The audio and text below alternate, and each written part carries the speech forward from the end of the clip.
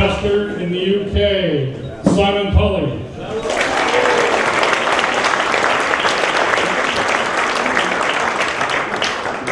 From Manchester in the UK, George Allen.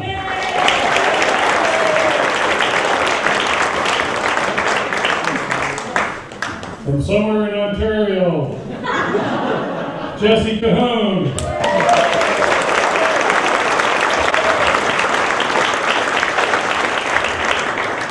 From Dublin, Ireland, Peter Tully.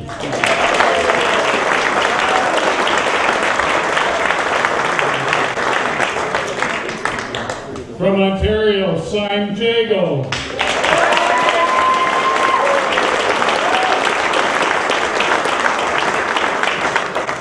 Accompanied by his wife Joan, Ralph Endersby.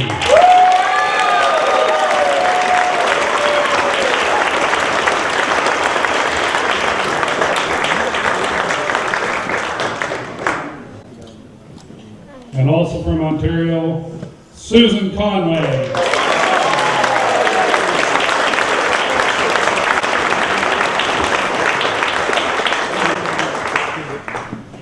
Last but certainly not least, from Ontario, Rex Hagan.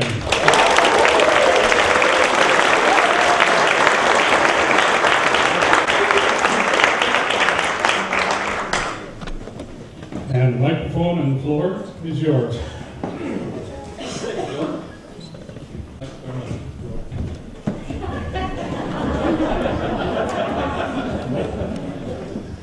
Welcome, everybody.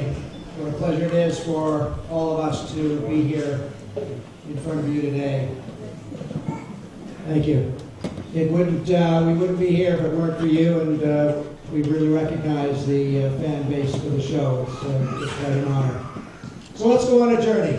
We thought that what would be helpful as we kind of get into the mood of the show is we're going to do a little bit of time traveling. I want all of you to, first of all, go back to a time when you were 9, maybe you were 10, maybe you were 11. 5. So I want you to imagine yourselves at that age and come with us as one of the forest rangers. And we're going to take you on a day at the studio. So if you are that age now, it's 5 o'clock. You're getting up. You know you're going to have a pickup that is going to occur at sometime just after 6. Some of you are going to get up at 5 to 5 at the very last minute and be rushing out to get into the car. Others of you would get up and have a darn good breakfast. I learned how to cook myself a very good breakfast at 5 o'clock in the morning. Love that time. Over to Yorkville, where we would get picked up by a driver. This is in the first series. First series, you had to get yourself over to Yorkville and Yonge to get picked up. And then in the second season, they saw the error of their ways and picked people up at their homes. So getting over to Yorkville, getting in the car, and a bunch of kids where let's start the day. And we knew we were going to work, and it was going to be good fun. But we still have to stop for tea or drinks and donuts and start the sugar high. That's pretty much how we remember it in one way or another, was starting our day with honey buns and tea and toast, and Ralph would have something already ordered at the Flame restaurant on Yonge Street, and he'd be set. So up we came to this studio, driving up to where you entered into the door, and it was a working day for us. We knew we had to get to makeup. We knew that we had to get on our costume, which was really quite an elaborate affair, using the same outfit as we wore yesterday, only it had been laundered and cleaned, unless we were still shooting a scene that we had fallen in dirt. But otherwise, into the makeup area, Val Shand, I think you got introduced to her, she's here, and we get ourselves with makeup. And in those days, the early days of shooting, because as you'll hear from Simon, it was the early days of color TV, color filming. And so makeup was pancake, it was grease, it was a lot of stuff. And all parts of your body that was going to be exposed that day would get this lovely makeup on. Not like today where you just wear very little. And so there we are. We're excited. The third AD is rushing around trying to corral us. And we're about to get in a car to go out to the set if it's an on-location day. And by now it's probably about 10 to 8, quarter to 8. Lots happened already. And now we're going to head out to the set. So Simon's going to take us out to the set. I guess looking back, as an adult who's still in the production business, I'm amazed at what the crew had to go through. It was the early days of film, and the equipment was enormous. And by the time we got to the set, all of these dozens of trucks of very heavy equipment had been unloaded and set up. And I was always sure that John Gunn, our wonderful director of photography, would look at the script on a Friday and groan if he saw those things of rapids or bush or something. And I do remember him once, because I was always amazed too, we could find different bush areas, different wilderness areas. And I remember him calling to the prop department going, I want it to look bushier. And they literally went other places and cut down bushes and trees because he didn't think it was bushy enough. And and you're out in the forest here. But anyway, John wanted bushier. But the discipline of the crew was astounding to me, even at that time. And it gave us a feeling of we had to be disciplined. We had to emulate what they were doing. It was the beginning of color television. So these were the groundbreakers of the current TV. It was as big a step then as going into HD television now. It was just, and we put them through horrendous things. I mean, some of the directors, I remember the cameras sort of on angles down hills or standing on scaffolding in water. There's a great shot, you've got to see Wendy's, John's daughter's photographs of the boom operator Abe standing in water up to his waist with the boom mic. But they were reinventing how television was done. Inside the studio was just as much of a challenge because it was unbelievably hot. It was just horrendously hot. And the prop department was incredible because if you look into Joe Two Rivers' cabin or you look into the Fort radio room, the attention to detail of everything in the background, the things that we could use, was amazing. These people must have scrounged everywhere looking for this stuff. But to give you a little context, and I don't want to bring a downer down, but just a context of what was happening in the world at the time and how it did sort of interfere with our wonderful world of make-believe. You know how they always say you'll never forget where you were the day Kennedy was shot? We were in the studio shooting inside the Fort room. And I remember the impact on me because I had never seen adult men cry before. And the feeling in the studio was incredible, that everybody was affected. And it was the only time I ever recalled that on another set, while we were still shooting, a radio was playing. And the people that weren't needed on our shot were gathered around that radio. And then finally, the director just said, okay, we've got to stop. We've got to carry on with what we're doing. But the atmosphere was never the same the rest of the day because that was this most incredible thing, and I've never ever forgotten it. But and the impact it had on the crew. But I also love the fact that a lot of our crew then became actors. Frenchie and Kurt, they then became part of the acting side of it, which I kind of liked too. I think Matt. Yeah, I remember that day extremely well. It stays in my mind as does anybody who's around at that time. But on a much more soulful note, shall I say, what really sticks in my mind about Forest Rangers is that all of us here and all of the people behind it were like a family, genuinely. I mean, it's not just a soppy thing I'm saying. It really worked as a family. And one of the godfathers, in the nicest sense of that family, was the assistant director, Peter Carter. And Peter made things work. Actors acted, directors directed, makeup artists, who I will never forget, Val Shant, who looked after our emotions and everything else first thing in the morning. But it was Peter who actually ran the show, from my mind, and made it all happen. He had the energy, the directness. He'd tell you when you didn't get it right, when things were going wrong. You kind of knew. And God help anybody who made a sound while we were filming or recording, because they absolutely knew they would never, ever do that again. So Peter was really a powerhouse, and we had lots of people around like that, from the grips, the lighting guys, everything, from the drivers. It really worked as a family, and it taught me so much about professionalism and working as a team. And I learned so much in that show, unconsciously, as perhaps some of our fans did, about some of the issues or the undertones of it, that taught us something very important that we didn't even know about then. You know? And I come to think of it, on reflection, as one family that I love dearly in memory and have taken things from it to the future in my life. Well, following on from what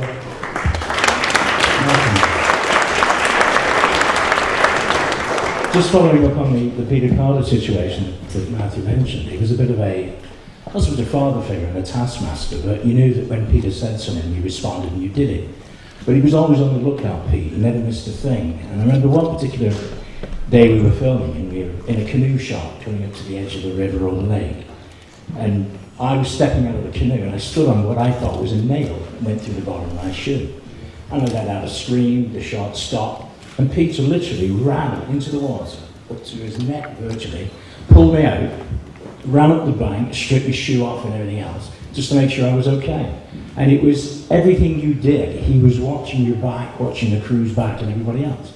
But as Matt said, it was one big happy family. From the moment we got there in the morning, Val with the makeup and everybody the wardrobe, and yes, you put the same thing on the day after day after day, but it had been cleaned and you were all right. But to be fair, I'm just overwhelmed by all this. I mean, I just cannot believe the number of people that have come along to support us at a show that was done nearly 50 years ago. I haven't been back to Canada for 45 years. I've been here 2 days, and I cannot believe the pleasure I've had, the people I've met, how nice everybody is.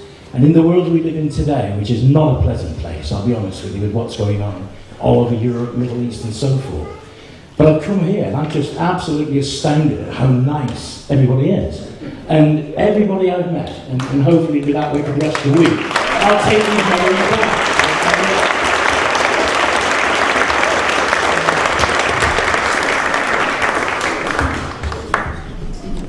Give you a little taste of some of the fantastic adventures that went on behind the scenes, because when you're working on a show which represents animals and all kinds of different colorful characters and nature locations and different environments, there is adventure everywhere, especially for me, who was 11 years old.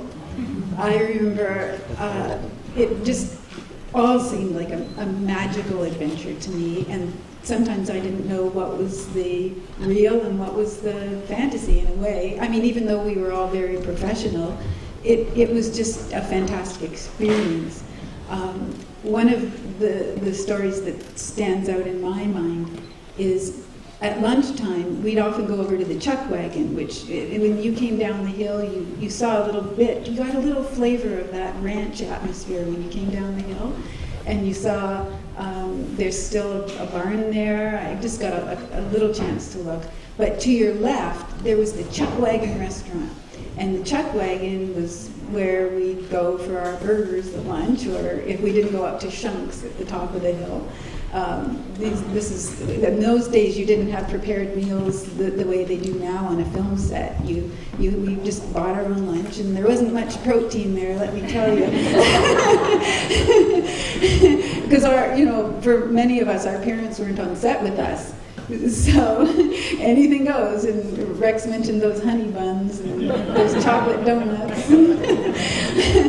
But anyway, I was just reflecting back on one particular occasion when I was going over to the Chuck Wagon restaurant, and I was by myself, and I heard a sound, a voice. It was coming from just somewhere, and it was, Kathy?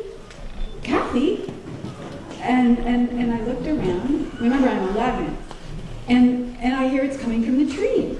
And I looked up, and there was a man hanging from the tree. It was Don Arioli. Now, for those of you who remember Kathy and the Leprechaun, that was Don practicing his role and giving us both an opportunity to see what it felt like to see a leprechaun. I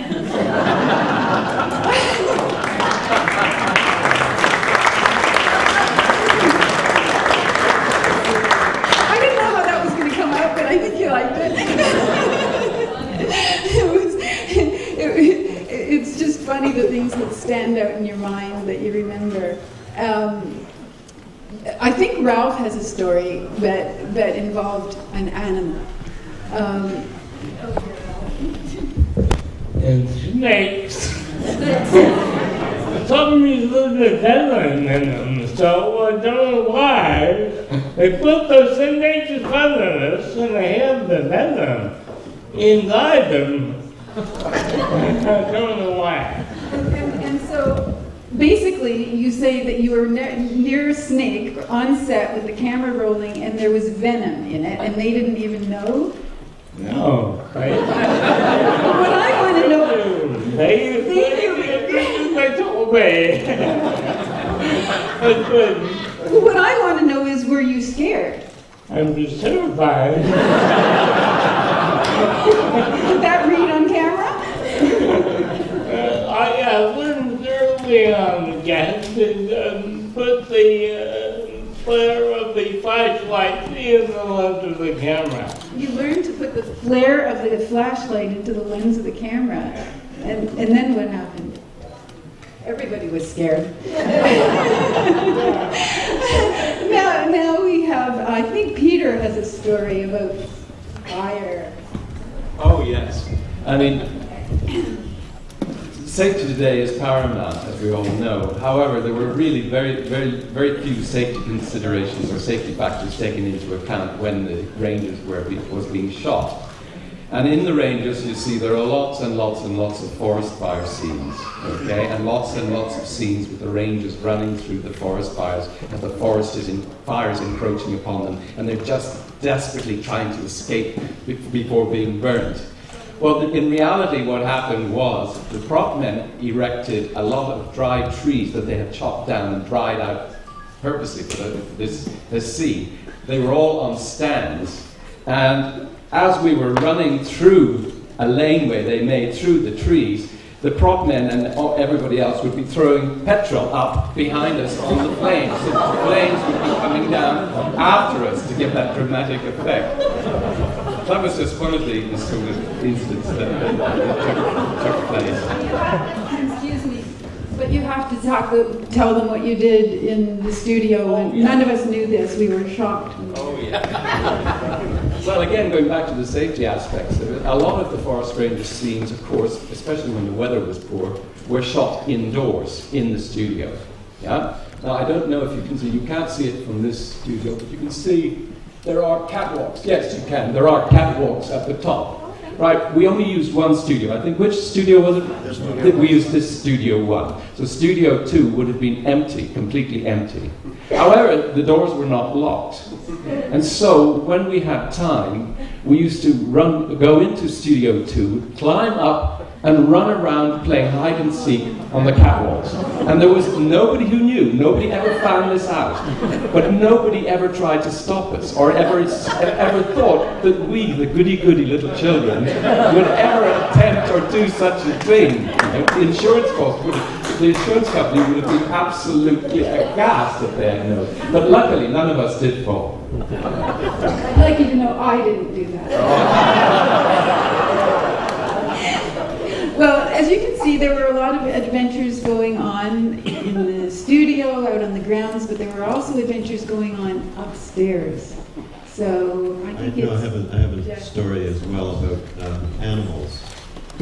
Of course, we had a lot of animals. We had a lot of animals involved, and Gary Flanagan he did everything. He was a driver, he's a wrangler, he's done everything. If you ever want to know about process shots, he and Tony Luch can tell you all about them, because they seem to be involved with putting the piece of 2x4 into the front end of the truck and wobbling it so that when the drum that the painters had put together to roll around behind the cab of the car, the truck was rolling. They would be rocking the vehicle up and down to make sure that it looked like the car was moving with us inside it.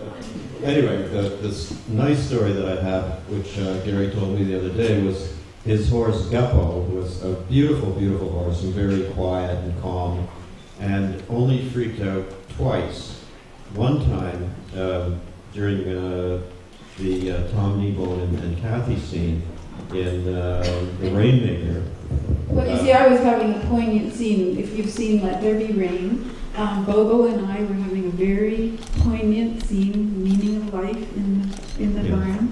And this is what was going on behind the scenes. And Geppo, who was sort of the background of the shot, didn't know what was going on because Bobo had a hat on with a flower on it. And he kept on trying to reach and chew the flower. Well, Tom and Kathy are having this wonderful, very heartfelt meeting. So when you see the film again, you'll see this wonderful shot. One of the things that we all recognize in our series is the fact that there were many, many performers, many other well-known Canadian performers who were in the show. Perhaps you know some names. Who do you remember from the... John Vernon. John Vernon. Who else do you... Hey? Stephen Young. Stephen Young. Len Berman. John Granick. C. Linder. Ed McNamara. Joe Austin as Old Man McLeod. Barbara Hamilton as Aggie. Who else do you remember as Canadian performers at the time? These were... Chris Wiggins was on it. Hagen Beggs, he was on it. Wasn't Jan Hovish? Jan was on it. A lot of very, very well-known performers, and if they weren't well-known then, they were going to be well-known.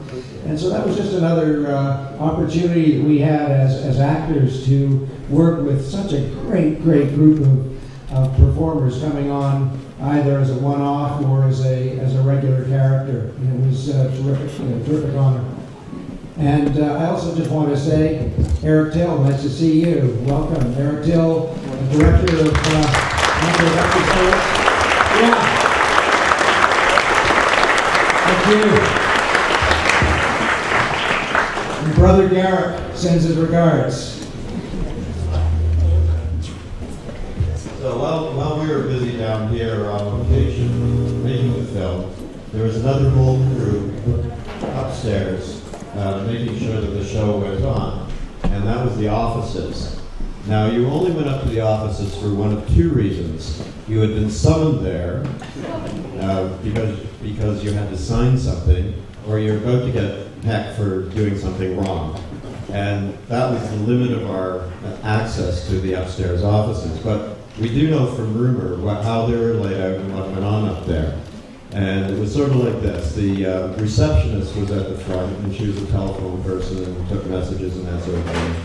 And it was very, very old tech. So in the second office, where Karen Hazard, the production secretary, was sitting, she would be busily working on her typewriter, because in those days, we didn't have photocopiers. We didn't have computers. So everything had to be typed manually, and Lord love you if you made a mistake, because you had to start again. Because everything was then put onto a Gestetner machine and cranked so that the copies could be made, which made it really, really challenging sort of time that we were about to leave, and the call sheets had to be put out, and any script changes had to be put out, and that became a little tense. But the show itself was costing a whopping $25,000 an episode. And Maxie, she put this whole thing together. And she walked into the Bank of Nova Scotia and walked out with a commitment of $500,000.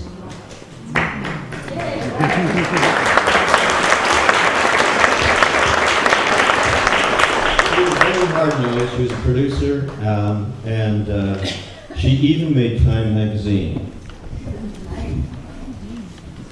Oh yes, I remember Maxine Samuels. She was an astute businesswoman, very, very, very good. I wouldn't say we all loved her. Sorry, I wouldn't say we all loved her as a mother figure, but she was certainly very astute as a businesswoman. What would you say? She's here. But what was I going to talk about? Magazines. Oh yeah, she was on the front cover of Time magazine, and I remember reading the article, and in the article she was described as the only woman who took her makeup off at night with steel wool. It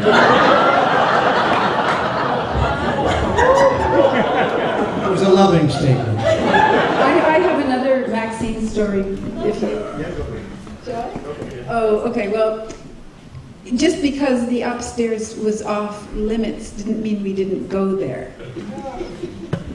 So I used to love, and I think some of my pals here did too, I used to love to go upstairs and say hi to Karen in the production office, and then go past the boundary line and go in and see Eric Raitt and George and Hav and the editors and kind of hang out there.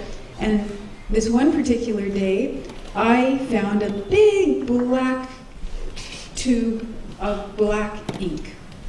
And a few minutes later, I was in the bathroom with the ink up to my wrists. And guess who walked in?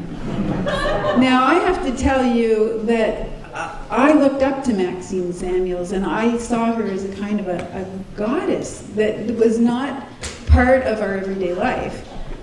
And I think the silence in that moment said everything. It was, nothing was ever said to me again, but I think that there was another addendum that came down. The children will not go upstairs. I don't know whether I was in a scene right after that, but I don't know what they did with that black ink all over the hands. There were two ways to get upstairs. One was to go upstairs and be formally taken in by the receptionist, and the other was the back staircase. And sometimes people would sneak up there to, strangely enough, visit the editors and see who they were. As a matter of fact, I think Eric said earlier that Ralph paid him to put in close-ups.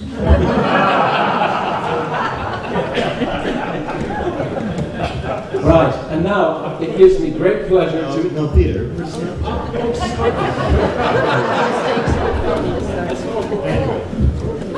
So, now we got another story to go here. Two more stories. Hold on, So Maxine was ably assisted by producers Ted Holliday, Bob Duckworth, who was the controller, accountant, and later Bill. What do you have here? Okay. But sometimes the gods got back at these folks. Because as odd as we were, things happened. So one day, Ted Holliday drove up into the parking lot, parked his vehicle, pulls out his briefcase, and puts it on the ground. And Tony and Frenchie and PC, Peter Carter, were standing outside with Spike the dog. And Ted looks up to the sky to see what the weather is going to be that day. And he's looking up, and Spike wanders over, sniffs his briefcase, and peed all over it. Ted didn't notice this, looked over to PC and said, what do you think? Picked up his briefcase and walked into the studio, not noticing that everybody else was laughing their heads off.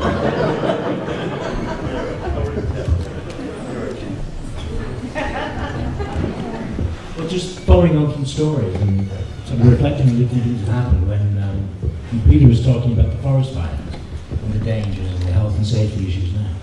And actors, Joel Parks hasn't been mentioned yet, Charlie Appleby. We were doing an aeroplane scene, and for some unknown reason I was stood next to the pilot and we were having a chat about the aeroplane.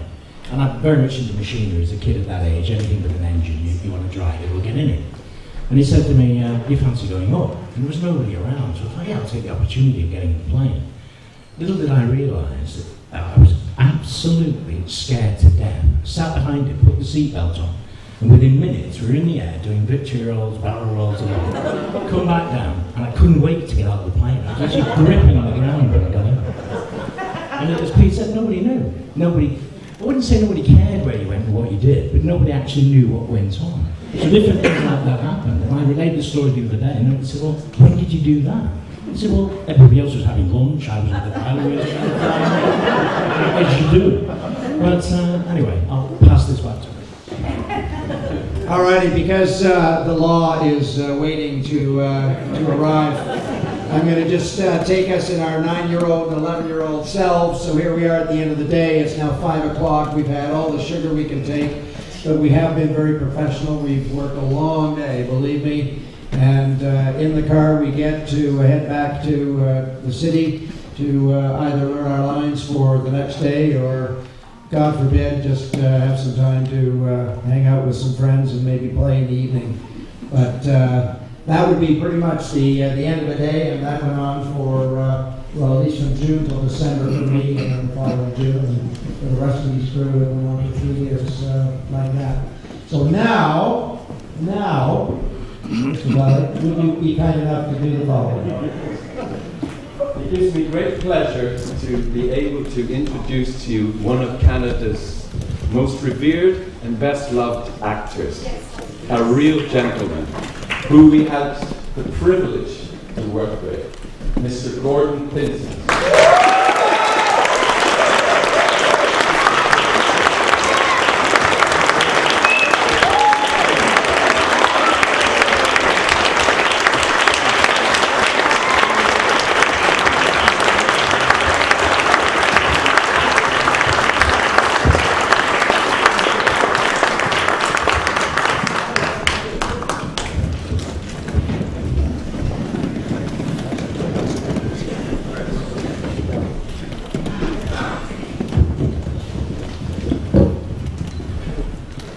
Ladies and gentlemen, it's my pleasure to introduce from Iqaluit, Nunavut, Mr. Robert Eno.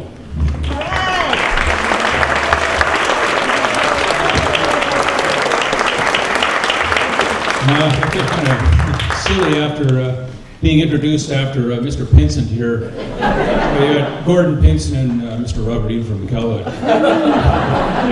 Lovely. And this is going to be on YouTube.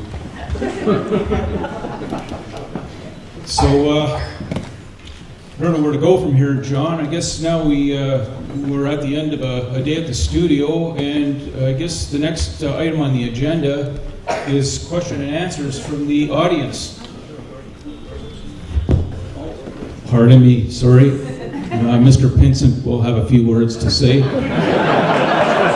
did not say I did this for a living, sorry.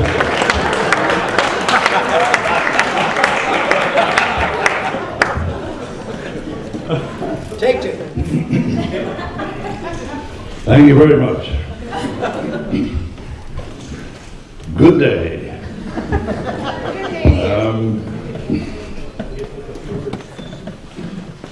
Into the show right away. Turning me into a Mountie was not the easiest transformation on anyone's mind at the time, but coming down that trail today was exactly the way we came down beforehand. From the very first time, a transformation kind of took hold. I was in a sort of a scared mood early this morning and settled into something quite wonderful when I began to see the personalities around me that had shared these grounds with me so many years ago. I didn't think when they invited me that I would ever have been as affected as I was this morning. It's quite extraordinary. This is something that doesn't happen as easily today as it seemed to happen at that time in the minds of children, I'm sure, who were given a 3-year sentence of the forest rangers. But it was a beautiful undertaking. I'm sure it was, for all of them.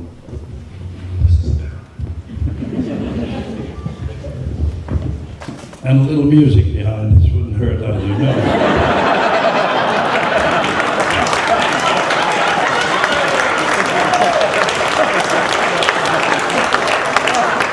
Thank you, Robert. Yes, turning me into a Mountie seemed to be what someone had in mind.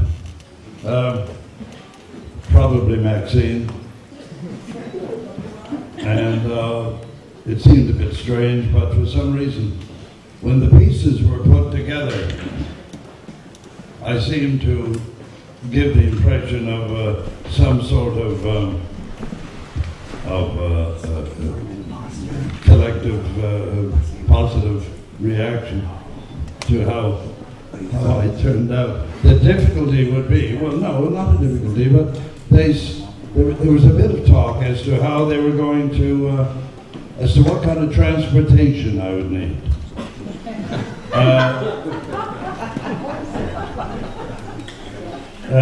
They threw out a horse right away.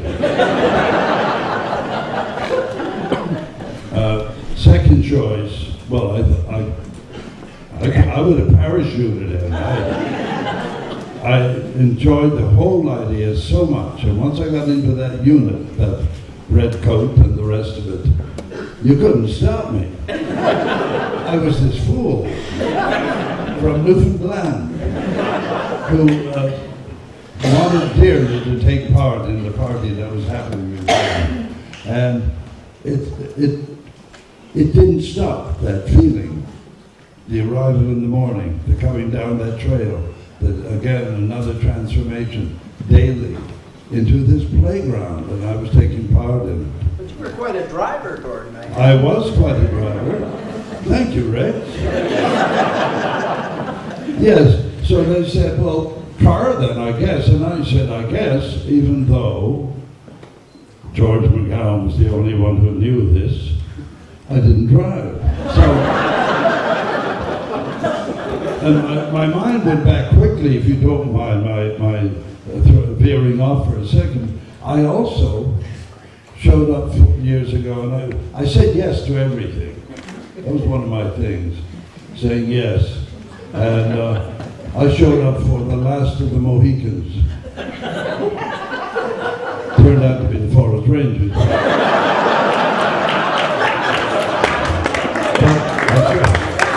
I showed up for the last of the Mohicans when they were shooting, and I was asked if I could ride, and I said, Western or English?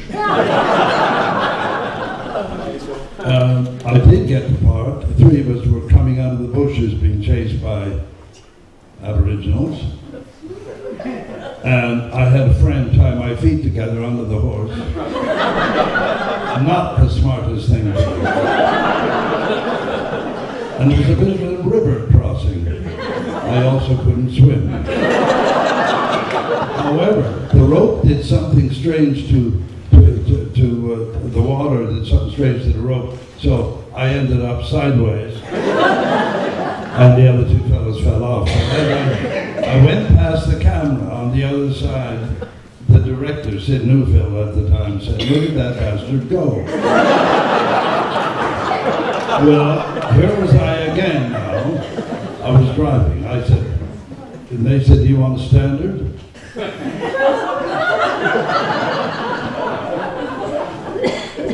I said, no, what's the other one? And they said, automatic, that's it. Oh yeah, get me an automatic. And then they said, your car is arriving shortly. Well, thank you very much, said I, in my Mountie unit. And the man arrived with the car. He was plain clothes, but apparently he was a Mountie. He was driving a car from which I suppose was his, I don't know. I said, don't stay around, buddy. Go for a cup. Go for a coffee. So, there was a territory in front of the fort, for those that remember, and it went over a slope. I was down under that slope, waiting for an action, relayed. There were about 3 actions. Gary Flanagan doing all of them, I think, when I drove. Anyway, I'm there at the wheel, coming up, approaching the fort to park outside and everything else. And action. I came up over the slope. Just as I did, a horse had come out to graze. And I saw meat everywhere. I saw a steak for supper. Coming straight towards the horse when George McGowan wisely said to his crew, everybody inside. I'm changing the formation. Everybody inside, please. And he knew the story, of course, and I was rolling. Now on film, when you're driving and you can't drive, you drive like this in the distance. And when you get closer, you do this. So I was coming along, heading straight for the horse. The horse wisely did a kind of a Roy Rogers. And on I went to the fort. And if you remember, the opening of the show has this car being driven by no whom we know. And it's going straight for this horse that doesn't know how to kind of, I thought, and it was used finally. It was the best work I did.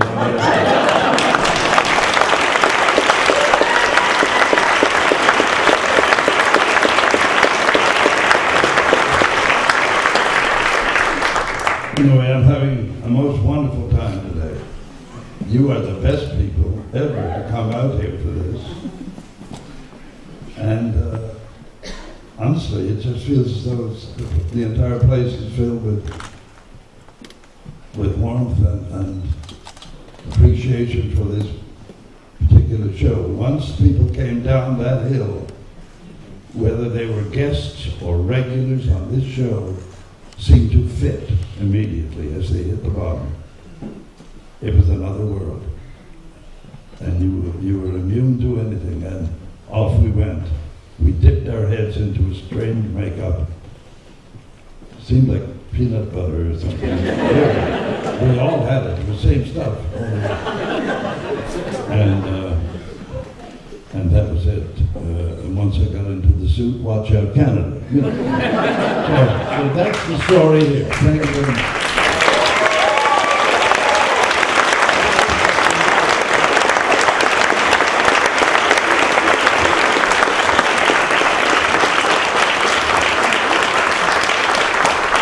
Thank you very much, Mr. Pinsent. You may have been out of Newfoundland for a long time, but the Newfoundland humor has not left you.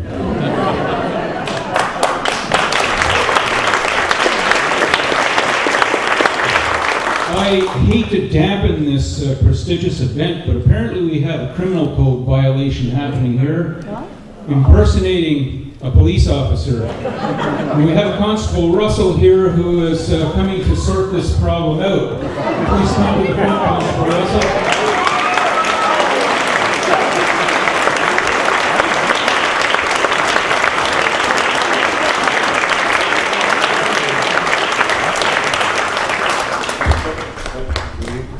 My name is Terry Russell. I'm with the Royal Canadian Mounted Police out of Newmarket Detachment, so I'm the real deal.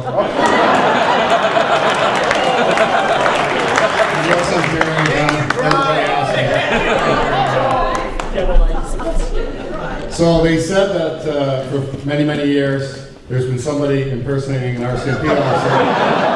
And we've never been able to catch him, and he would be here today.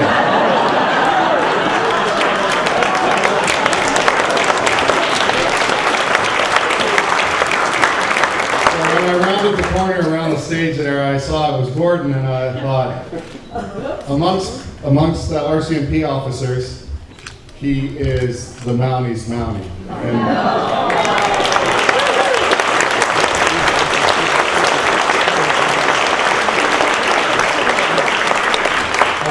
coast to coast in this great country, and many have tried to wear the uniform and to perform and to espouse great Canadian values, but it's no secret that amongst us, when we talk, you are the best representation of our force that we've ever had, and we thank you very much.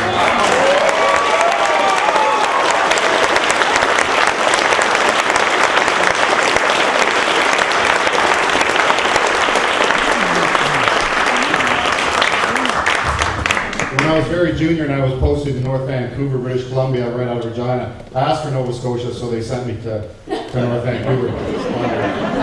I had a staff sergeant, much the same as Gorden, and so very wise and really relayed his wisdom to us young fellas when we started on a watch there. And then when I'd watch you on TV, I'd say, how does he do that? Because that's exactly the way the senior guys did it, and a great portrayal. And so thank you very much for what you do for us and our organization, and thank you for all showing up to support this gentleman. It's been a great journey.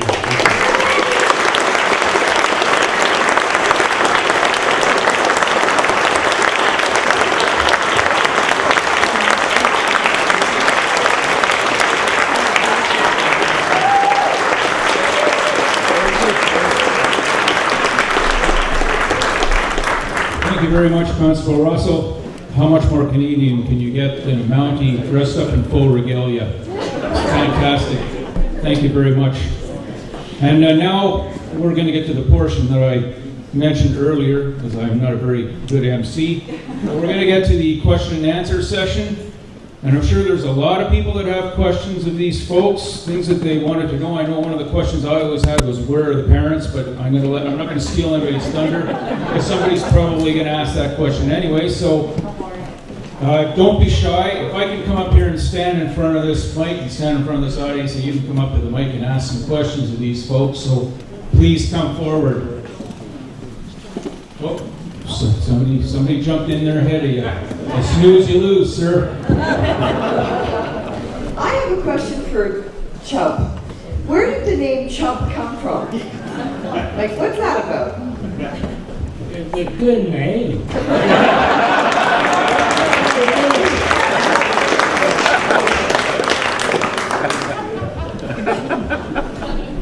It's a good name.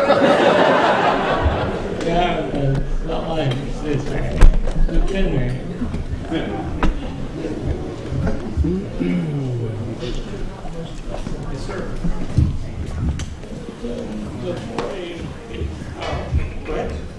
Go ahead, Brian. Go ahead. It's not a question, but a thank you. I'm Murray Leader. I'm Maxine Samuel's nephew. That's her.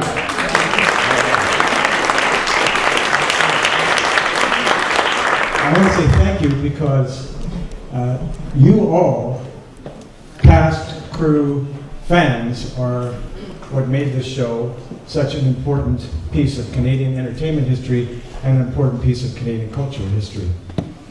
My aunt was a very tall, very good-looking, gorgeous woman. Tall, good-looking, kind of like me.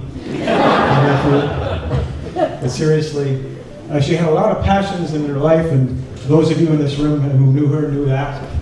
She was very passionate about the entertainment business. She was also very passionate about the 4 husbands that she had, not all at once. And she was passionate about scotch and horses, and not at the same time.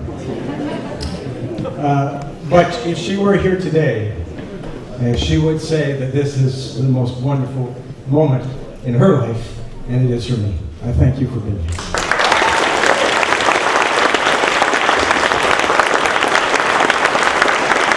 Very much. I have 2 questions. Can I ask 2? But they're not so much related to the show because I've gotten all the stuff answered with the talking. Is that okay? Fire away. I'd like to ask Ralph something. I'm sure I've seen you somewhere else, and I'm wondering, were you at Expo 67 in the middle of October? I'm guilty. I'm very guilty. Does that mean yes? Yeah. Were you there? Because I saw you. Oh, did you? I did. And I was with somebody who said, hey, that's Ralph from Forest Rangers. And I said, really? And then I giggled, and then you went like that. No, that was so long ago. It was 46 years ago. No?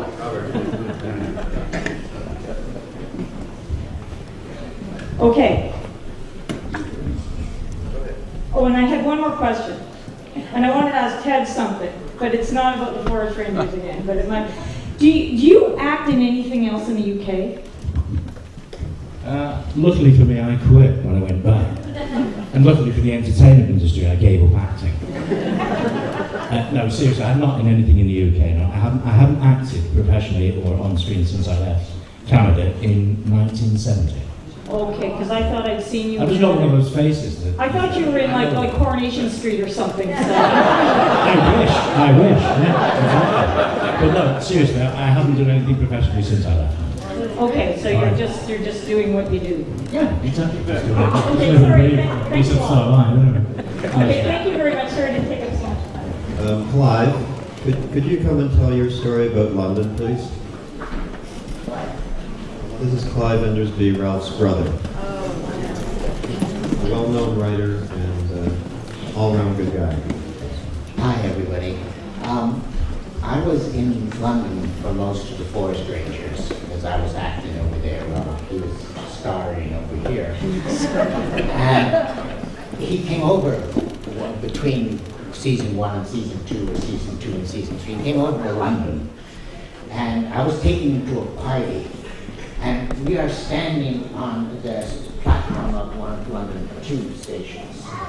And I'm looking at him and I'm saying, Ralph, this is England. This is the home of Shakespeare and Chaucer. And nobody's heard of the Forest Rangers. And nobody cares about the Forest Rangers. So please don't embarrass me by talking all night at the party about you and the Forest Rangers. And he went, oh, okay. And I turned around on the platform, and there was a girl who was about 9 or 10 years old with her mother who went, oh, it's just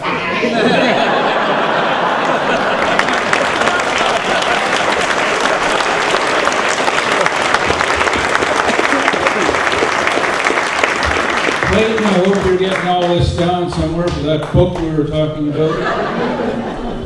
Yes, sir. I'll keep this short. I'm a big fan, and I've always been since, I guess, the mid-60s, and just so many good memories. And I think, I speak for everyone here as a fan.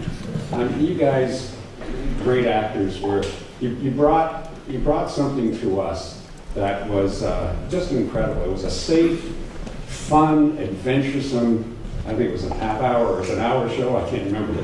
It was just a great feeling. And to see you here and to, just to be part of it and to hear the stories that you relate is just incredible because it really touched me when, to meet Rex. And, I met him a number of times in the past. And just a quick story was that I was enumerating in Toronto back in the, 70s, right? I knocked on this door, and the door opens, and I stood there, and I thought, I know you.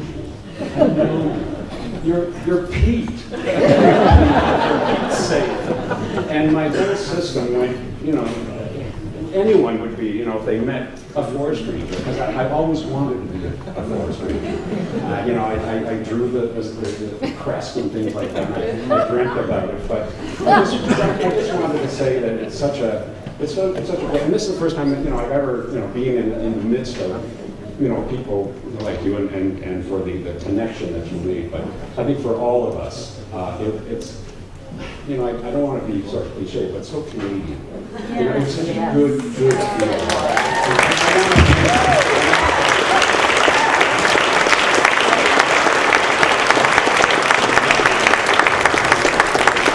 Very well put. Thank you. Next question. Young lady there. Hang on a second.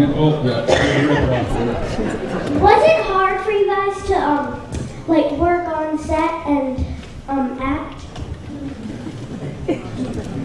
No, it was fun. I'll do it. So I had the pleasure of starting as an actor. How old are you? 9. You're 9. Well, I started when I was 5.5. So back those times, it just became something that certainly I was doing, and a number of us started when we were very young. And by the time we got to be doing the forest ranges, for the most part, it was a job, but not a job meaning bad job. It was something we had to do, and we were working with a lot of professional people. So working on the show, it was hard in terms of the long hours, but it was so much fun, and we so loved it that I don't think any of us would say that it was a tough thing to do. And plus, we were professional performers. That was our job. And we loved doing it.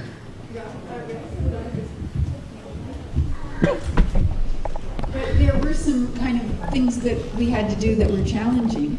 I remember sometimes in the winter when it was freezing cold, they decided they had to shoot a scene from the summer. So we had to stand out there and act really relaxed, and it's like 10 below zero.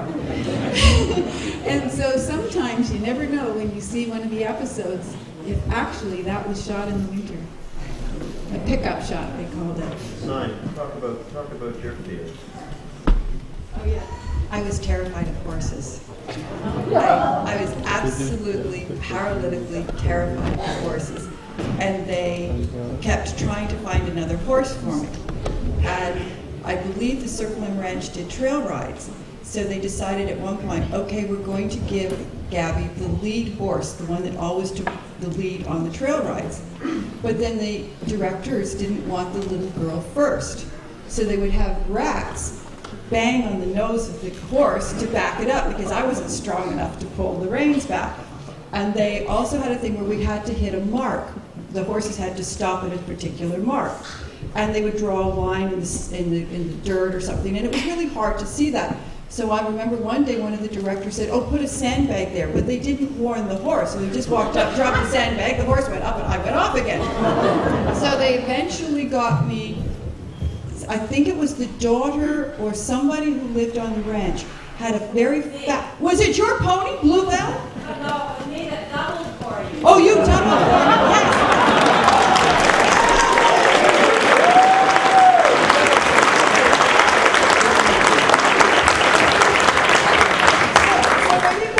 Shot, she's riding, and then when you come up close, and there we go, yes, I'm hanging on for dear life.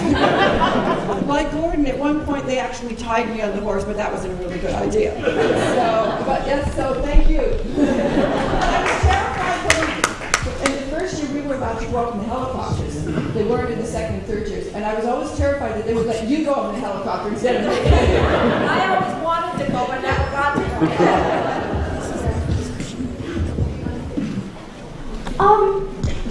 Well, it didn't, in the episode where it's Chubb's birthday and you go around and he's trying to chop down the tree. When you're on the horse, it doesn't look at all like you're scared. Oh, thank you very much.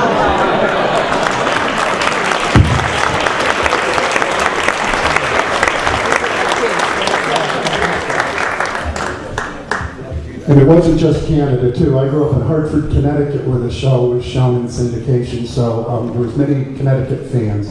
And the last show, Ojibwe Beat, Ralph, I was in a junior high school band, we played that song, and I just want you to know that in Connecticut, Ojibwe Beat was a hit record.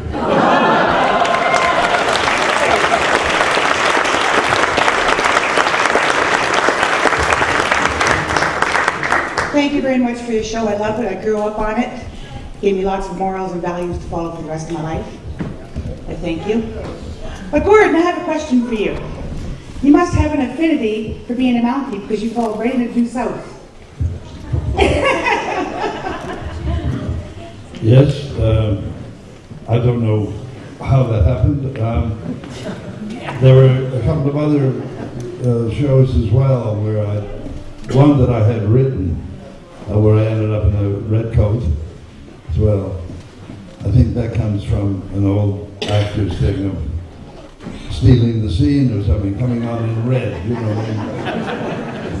But yeah, there were a few occasions when I did. It's not, you know. I don't think I think I was lazy. I didn't have to change character. Yeah. The same could be said for a prisoner's garb. You know? something like that. But I've loved it each and every coming You're a up. great actor. Thank you. Thank you.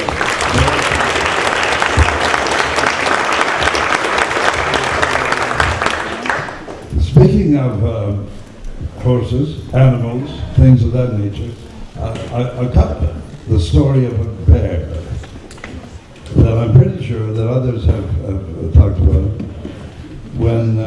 When the bear came to town, and I remember the trainer, and I think it came from down south, the bear. Anyway, it seemed to arrive, but everyone was warned. Anyone with scenes with this bear, watch out! Don't move too quickly. No, don't get nervous, and just handle them easy. Well, we were all lined up. The studio was dark, with the exception of the fort, of the clubhouse. And now this is going to be. This may be slightly different than what most people remember, but it seemed that I think we were all there. In fact, Reg Morris was on camera. John Gunn, all the others were around. A director whose initials were P.A. directed this particular scene as well as the rest of the episode. The trainer was up in the loft. The bear was to, according to script, come through the door, somehow come across a can of maple syrup, tip it over, drink it, and wear it out on his head. Now, I have no idea how they were going to manage it. Paul, I'm sorry, I had to mention his name there. He had the most lovely logic, Paul, didn't he? I mean, it kind of made sense when he would say these peculiar directions and things, but he said, all right, here it comes. Here it comes. Oh, come on in, bear. Come on in. There's the can. There's the can. Go over to the can. He's not going yet. Go over to the can. Go over to the can. Oh, he's going. He's going. He's at the can now. He's at the can. He's nuzzling. He smells it. All right. Now, you getting this, Reg? Yes, I'm getting this. All right. Now, tip it over. Bear has to tip it over now. He said to the trainer up in the loft. Bear tips over can. Finally, oh my God, he did. He tipped it over, and now he's drinking it. You got this, Reg? Yes, I got this. All right, fine. Now he wears it out on his head.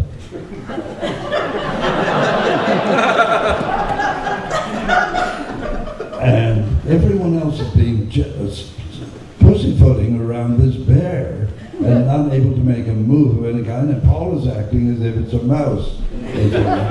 So he finally says, "We're not getting." He hasn't. This is going to take forever. I don't know. And he rushed in. Now I may be wrong about it. I may be stretching. I'm not sure.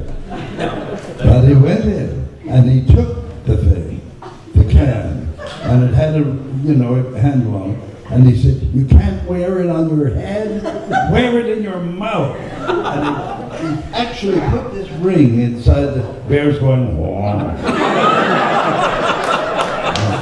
And he shook it like a fur coat and said, "All the way from Hollywood, he can't act."